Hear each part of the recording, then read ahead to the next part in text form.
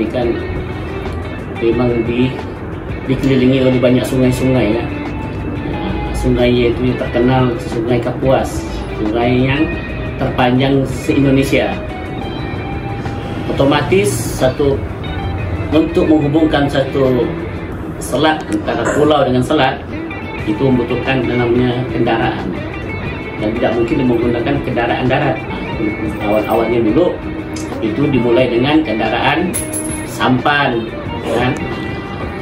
Sampan, lama kelamaan majunya teknologi, barulah pemerintah memperhatikan dari barang-barang yang dibawa itu kan banyak untuk dipindahkan. Nggak mungkin lah kalau menggunakan sampan itu akan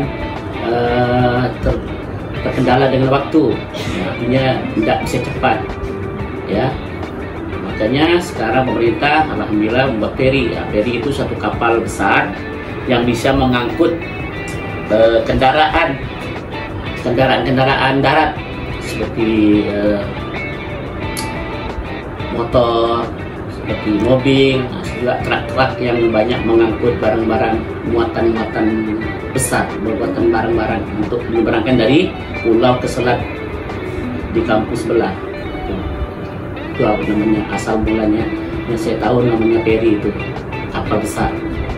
Jadi kapal feri itu jadi kayak evolusi dari sampan, dia bisa makin keluar revolusi daripada perubahan dari muatan yang kecil sampan, muatan besar yang banyak bisa mengangkut banyak, itu ya namanya feri.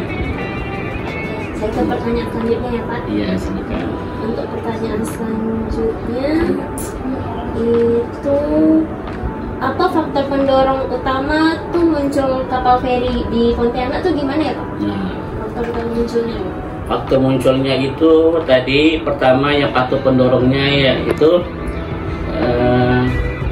seringnya daripada masyarakat kesusahan untuk menjangkau daerah di seberang, artinya dia dipisahkan oleh sungai Kapuas itu, sehingga muncullah namanya feri. Kalau dulu kan menggunakan sampan, sampan ini kan agak lambat ya, lambat dalam perjalanannya. Yang kedua, muatan ini pun nggak bisa banyak gitu. Makanya digunakan dapatlah yang namanya pemerintah memperhatikan untuk membantu daripada masyarakat sekitarnya untuk bisa menggunakan feri sebagai aset transportasi mudah, menyamankan dan mempercepat daripada suatu pekerjaan untuk pengangkutan barang-barang.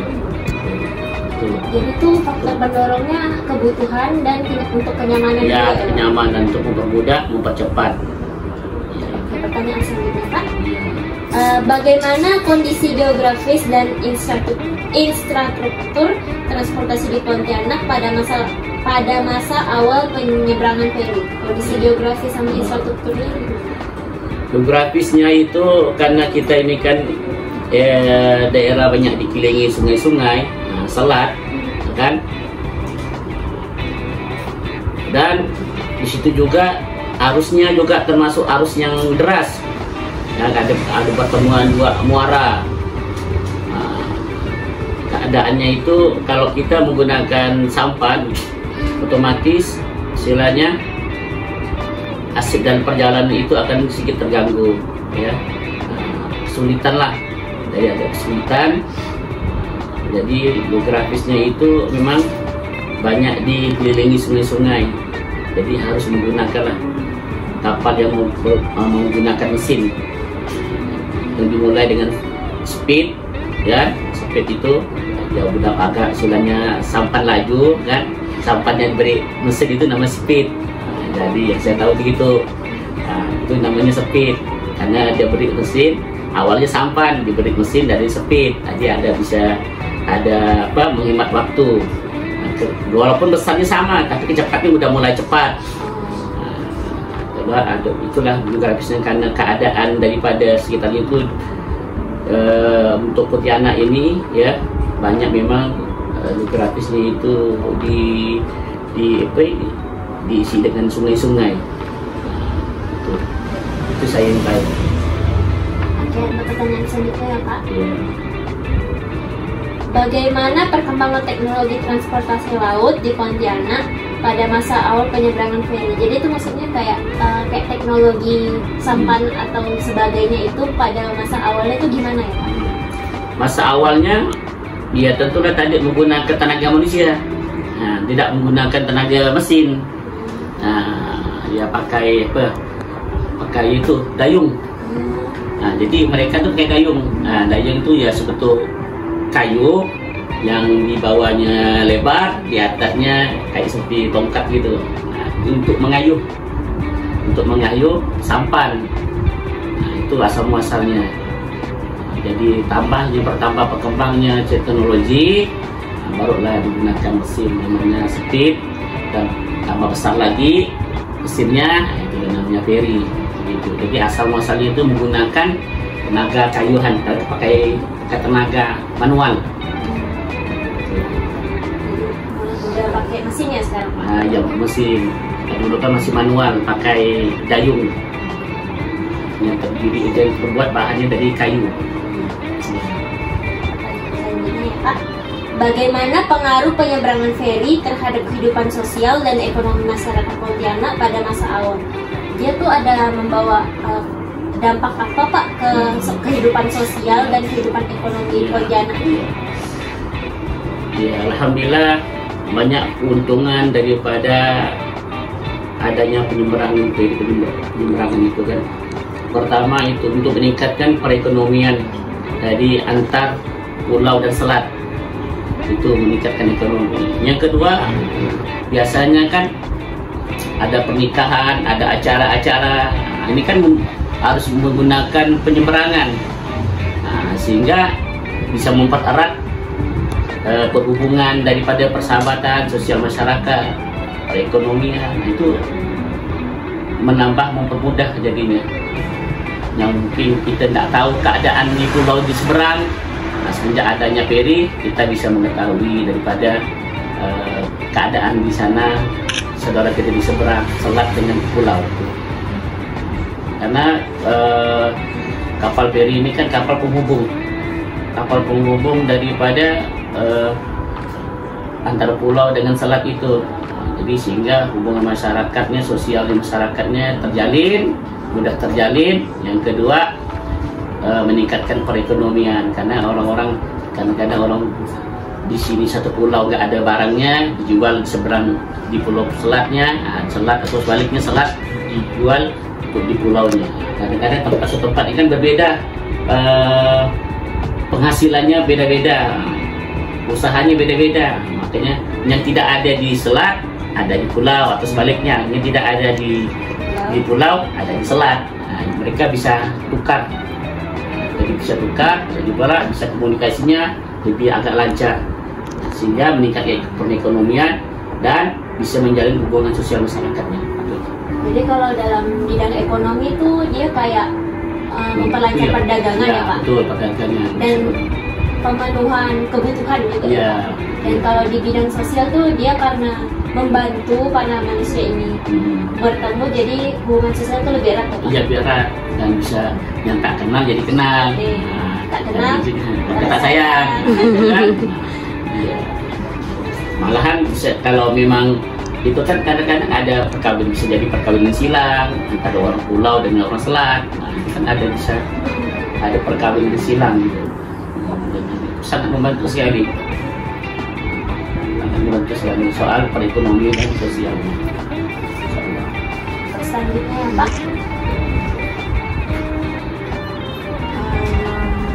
bagaimana pengaruh pembangunan infrastruktur transportasi darat di Pontianak terhadap layanan penyeberangan feri? Maksudnya ini kan transportasi darat juga makin berkembang kan Pak. Ada pengaruhnya nggak terhadap layanan penyeberangan feri ini? Ya, jelas ada. Pertama, kalau kita mau dari pelabuhan misalnya, angkat barang dari pengangkutan darat, kan? Itu kan kalau kita mau jembatan tol 1 ini kan terlalu jauh mutarnya, juga lambat. Lagi macet lagi, belum lagi macet. Nah, ini betul-betul sangat pengaruh. Kalau kita dipaksakan untuk melewati tol satu, sedangkan jembatan ini kan istilahnya posisinya tidak besar kan. Roboh. Bisa pertama, ya roboh sih insya Allah hendaklah, kuatlah. Tetapi itu tadi keterlambatan dalam pengantaran barang-barang angkutan darat untuk menyampaikan ke tempat tujuan. Jadi mereka melewati jalan pintas, mau ke Pinyo, mau ke arah Singkawang, mau di arah Sambas. Itu lebih cepat memang menggunakan feri penyeberangan di Pelabuhan Korem. Jadi sangat pengaruh, sangat membantu. Kalau tidak ada, kalau penyeberangan feri tidak ada, justru akan menjadikan keterlambatan dalam pengantaran barang-barang yang untuk diantarkan ke daerah-daerah di pelosok-pelosok atau di pedalaman. Itu yang kita tahu. Kalau gitu jadi justru membantu dan berkolaborasi dengan transportasi darat gitu jadinya Pak. Iya. Karena kan feri ini besar ya, jadi besar. Bisa menampung yang darat misalnya motor, mobil, truk, bisa semuanya. Tak bisa itu tronton ya, tak bisa. Tenggelam kapalnya. Tenggelam kapalnya. Kalau namanya truk bisa, masih mobil-mobil bisa. Tapi kalau yang tronton tidak bisa. Pertanyaan selanjutnya Pak. Ya. Bagaimana peran pemerintah Indonesia dalam pengembangan dan modernisasi layanan penyeberangan feri di Pontianak? Peran pemerintahnya Pak? Para pemerintahnya selalu berusaha untuk meningkatkan pelayanannya.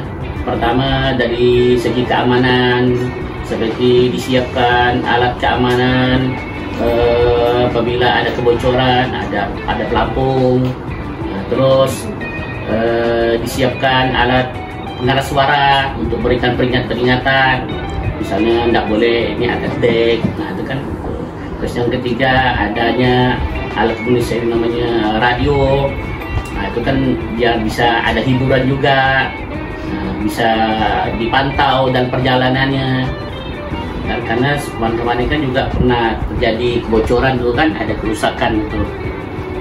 Makanya pemerintah terus berusaha, walaupun ini barang kapal feri ini dibuat bukan orang kita, tapi dibeli dari orang Jepang sana.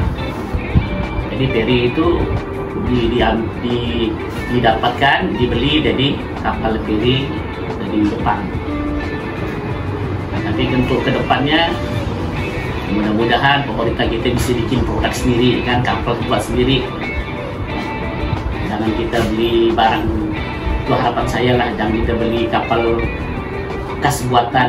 Bekas kan namanya bekas kan, ya nama bekas pastilah ada kurangnya, banyak kurangnya lah kan. Harus kita tambal yang istilahnya karat-karatnya, harus kita bersihkan yang kotor-kotorannya, mau ditambah besi ini lagi besi itu, itu terus keamanannya juga, di segi keamanannya kita, kekuatannya itu juga tidak bisa tahan lama. Tapi kalau kita produk kita sendiri kan, kita bisa tahu. Insya Allah mudah-mudahan kita nanti ke depannya, saya harapkan pemerintah nanti berusaha untuk bisa bikin buatan anak negeri kita sendiri, buat kapal sendiri kan, bukan buat kita datangkan dari luar negeri, dari Jepang atau dari mana. Mudah-mudahan insya Allah ke depannya lebih baik lagi lah usaha. Yang kita namanya pemerintah tetap ingin berusaha untuk perannya untuk selalu membantu masyarakat dalam perekonomian, dalam sosial masyarakatnya, untuk meningkatkan daripada hubungan antara pulau satu ke pulau satu. Itu semua. Karena kita ini rata-rata sungai kita ini sungai memang terkenal ya, terkenal daripada panjangnya se-Indonesia. Sungai yang terpanjang sungai Kapuas kan. Jadi apa itu sehingga ada lagunya kita sampan lagi, ada kan sampan lagi dari dulu hingga itu ada lagunya. Jadi sampai yang sudah minum air sungai Kapuas pasti susah nak melupakannya, itu ujungnya. Artinya apa? Memang kita punya sungai ini, daerah ini memang tidak jauh daripada air. Maka kehidupan air di kita di Pontianak ini memang sangat dibutuhkan oleh masyarakat. Makanya perlu peran pemerintah untuk menjaga dan sehingga air ini tidak kena polusi ya. Jangan sampai nanti buang air raksa, air merkuri, air apa itu, air yang beracun-racun lah itu jangan dibuang ke sungai. Nah, kita masyarakat juga sadar diri. Nah, jangan sampai ngandang ke pemerintah untuk menegur kita, tapi kita harus sadar diri sehingga sungai ini kita bisa jaga bersama, dan juga airnya kita bisa pastilah kita dapat nikmati juga bersama kebersihannya. Kalau dulu yang saya tahu Sungai Kapuas ini bisa diminum dulu. Saking bersihnya. Nah, saking bersihnya tuh. Tapi sekarang jangan minum perut nanti mencret. Nah, tapi dulu Sungai Kapuas itu bisa diminum. Saya dulu waktu nikah tahun 2002 itu mertua saya tinggal tuh masih minum air Sungai Kapuas, masih bisa diminumnya. Saya terkejut, kok minum air Sungai Kapuas, saya bilang. Tengok airnya kuning kan. Nah, tapi diendapkan dulu, beberapa hari baru bisa dimasak. Tapi kalau dulu bisa diminum, kalau sekarang janganlah. Walaupun namanya ada PDAM, pusat daerah air minum, tapi air itu tidak bisa diminum. Harus digunakan hanya cuci dan mandi saja. Ya, itu peran pemerintah itu menjaga airnya juga, bukan saja semata-mata perinya aja untuk sopiri, tapi menjaga daripada kebersihan daripada sungainya, sehingga tidak kena efek daripada, kan orang-orang kali kapal ini kan karena kan ada buat makan dan buat apa kan, jangan sampai nanti buang sampah apa itu kan di sungai. Nah, itu perlunya pemerintah itu, pemerintah itu berusaha untuk memberikan warning, peringatan kepada penumpang itu, walaupun dia bawa makanan, bawa minuman atau bawa barang, usahakan dilarang untuk membuang sampah di sungai dalam masa penyeberangan. Jadi menjaga fasilitas feri ini tuh walaupun sudah dibantu oleh pemerintah, tapi juga harus dijaga oleh kita. Sadar dari masyarakat itu sendiri. Itu yang faktor paling penting, faktor yang penting harus jalan oleh masyarakat, kesadaran untuk menjaga kebersihan sungainya, kan untuk kenyamanan kita bersama. Ini pertanyaan terakhir nih Pak. Iya boleh. Mau tahu dong Pak, kapal feri di Pontianak tuh ada di mana aja atau ada apa aja gitu? Nah, bisa tahu itu kapal feri di mana itu ada di Tayan itu dulu ada. Tapi udah sekarang sejak ada jalan jembatan langsung nggak ada lagi. Karena jembatan yang baru dibuat nih, jembatan tol juga ini di Tayan itu juga dulu ada tuh, saya tahu. Terus yang kedua di daerah pelabuhan di mana, di Rasau. Di Rasau juga ada. Rasau itu juga ada. Saya tahu lah yang terdekat sini ya. Nah, yang ketiga di Korem. Daerah tiga itu yang saya tahu. Lebihnya saya. Berarti untuk sekarang sisa 2 ya Pak? Soalnya yang satu udah gusur. Bukan, karena dia ada jembatannya, dan mereka lebih suka aset jembatan kan, udah luar darat dengan udah ada jembatannya. Alhamdulillah itu salah satu juga. Kita terima kasih kan kepada pemerintah memperhatikan soal transportasi sungai menjadi darat melalui tol kita itu. Tapi yang ada sekarang yang ada dua untuk daerah-daerah kita yang saya tahu lah dekat sini, penyeberangan feri di Korem sama di Rasau. Itu yang saya tahu dua. Untuk pertanyaannya sudah Pak, terima kasih ya Pak. Oke, sama, mudah-mudahan bermanfaat.